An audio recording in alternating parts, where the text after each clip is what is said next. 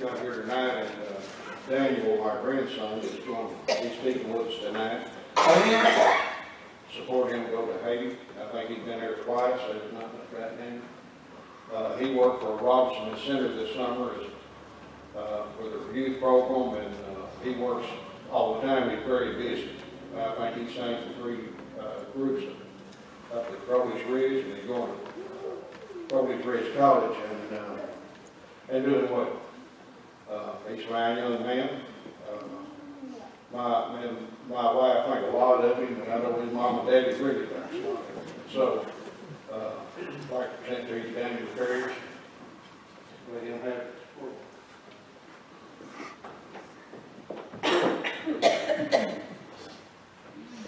Thank you, Papa. I know they say they think a lot of me, but I think a lot of them as well. I definitely been blessed with some great grandparents here right now. Anyway, Thanksgiving. Right? This week we're celebrating Thanksgiving.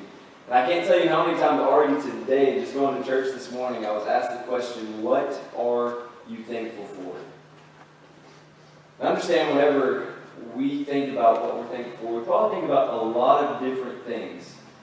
But for me personally, the thing that I always go back to during the week of Thanksgiving is my trip to Haiti every year. Because on this trip to Haiti, I witnessed these people who literally have nothing, yet are so thankful and so happy for what they have and for the people around them. And so I've been able to do this for the past 2 years, and y'all have supported me both years, and I just wanted to say thank you for that. I'm going to tell you just a little bit about the trip. This trip's been going on at Crowley's, I think this year was the 9th year.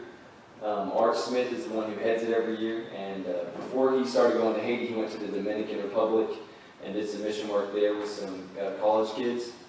Then he started going to Haiti, and he absolutely fell in love with the people there. And so he's been heading that trip ever since. And before I was going to Crowley's, that was the big thing that everybody always talked about. One of my best friends went before me, and he would always come home. He was like, Daniel, you've got to go to Crowley's, or you've got to go on the Haiti mission trip. Like, if you literally do nothing else at Crowley's, you've got to go on this trip. It's literally life-changing. It's definitely been for me. This year was my second year, so it was a little intimidating going there. One of the first things I was thinking about was, are the kids going to recognize me? Because what we do when we go up to Haiti is we go to a children's home. It's called the Hope for Haiti's Children's Home, and that's where we do all of our work.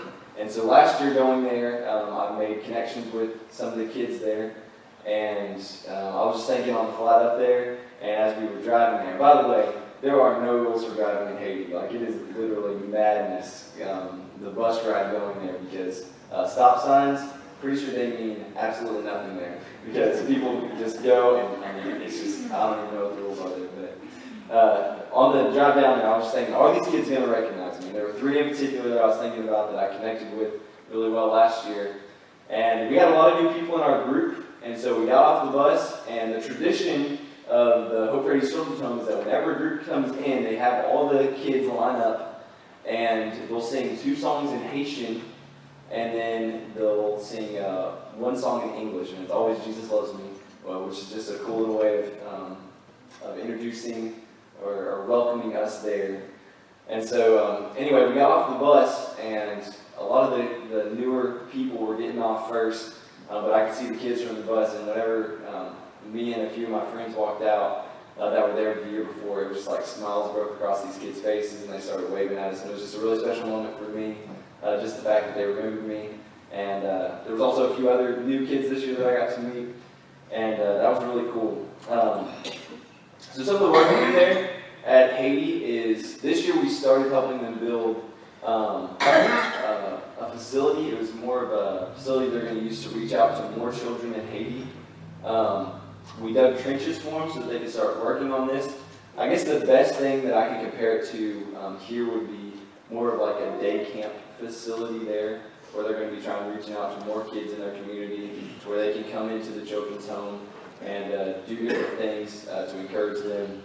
And so there's a few buildings that they're trying to put up over there right now. So we were digging trenches most of the week. We also did some painting. That's another common thing we normally do on that trip. We also got to do VBS every day for the kids. and that was always fun. We did David and Goliath this year, and we totally changed our whole skit idea the day before we started, to where we got these humongous clothes, and me and one of my friends, we took turns. One of us would sit on the other's shoulders as Goliath, and we got this huge thing over us to try and make it look like one person.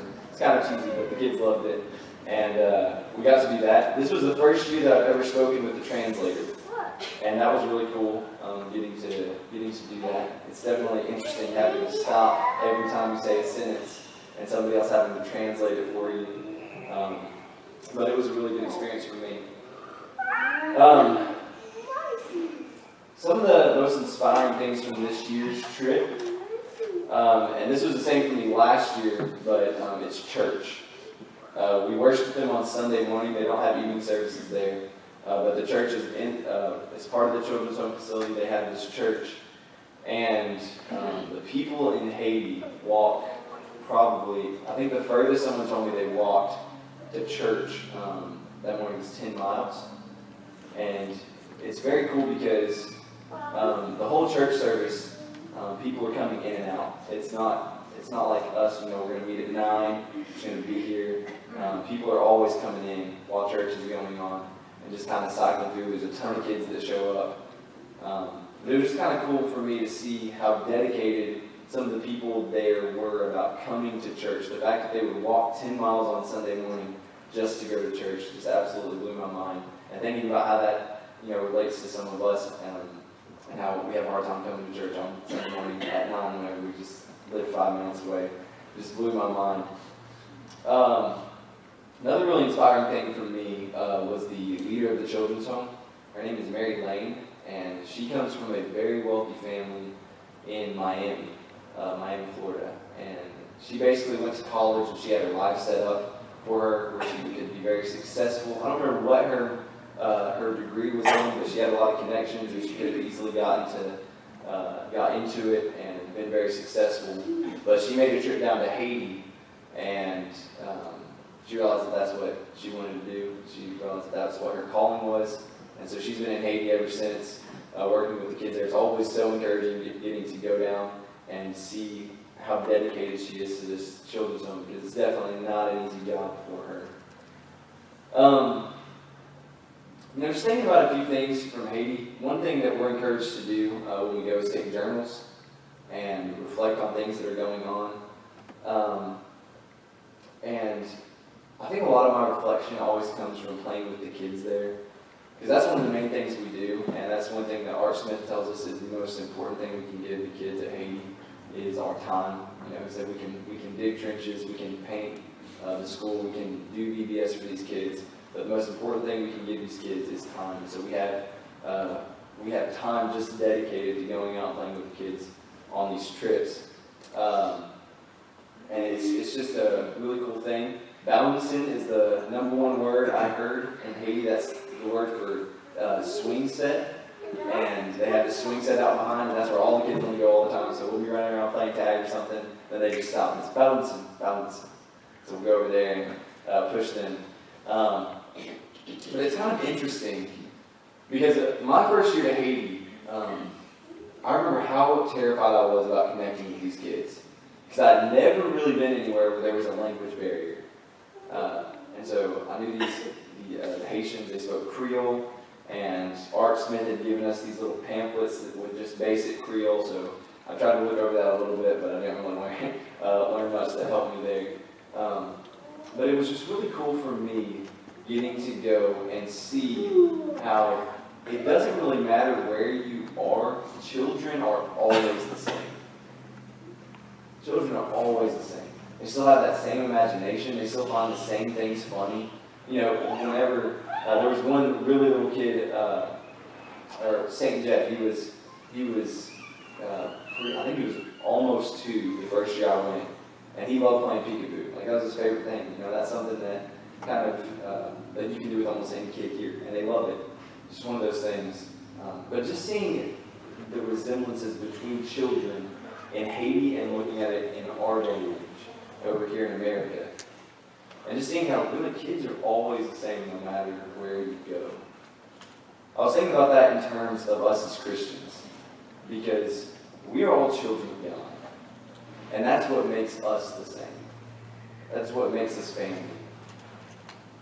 And so whenever we would go over to Haiti, I would see all these people who were doing this work in the church, like Mary Lane and some others in the leadership group down at the Hope for Haiti Children's Home, and just seeing the different work they were doing, and being able to go over there, and even though they live in a different country and they have different traditions and they're doing different work, I can still call them my family because of what Christ has done for us.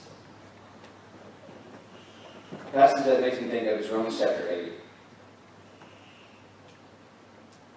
Romans chapter 8, verses 14, starting in verse 14. It says, "For all who are led by the Spirit of God are sons of God. For you did not receive the spirit of slavery to fall back into fear, but you have received the spirit of adoption as sons, by whom we cry, Abba, Father.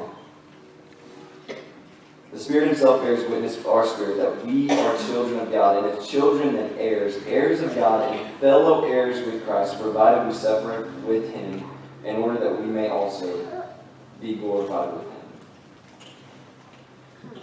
Now, I began talking about how I have grandparents here. They're my family here. They've always been here for me, and like I said, I think so much of them. But in reality, I'm family to everyone in here. I get to call people that I don't even know brothers and sisters in Christ. Not because of anything that I've done, but because of what Christ has done. Because of the blood that he shed on the cross, I get to call different people that are in the church and in Christ my brothers and sisters. In fact, we are blood relatives because of the blood that Christ shed for us. I just think that's such an encouraging thing to think about. That I have brothers here, I have brothers in Haiti, I have brothers and sisters all over the world worshiping the same God that I'm worshiping here tonight. It's just such an encouraging thing.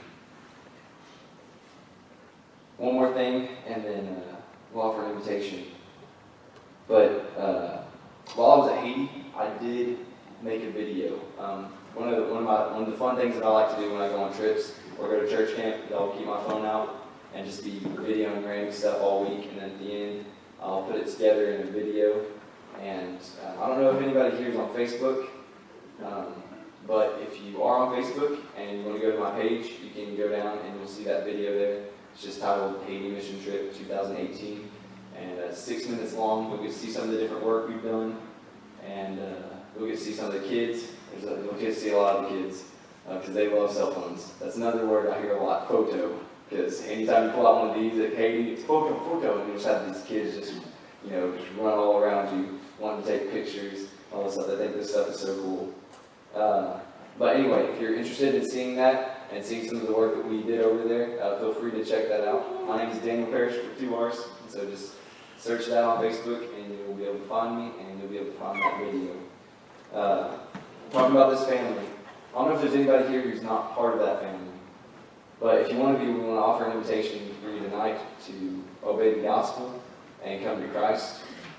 And we should have an invitation song here in a second. So if there's anyone here who needs to respond or wants to be part of that family, we want to invite you to come and together, stand and sing. While we pray.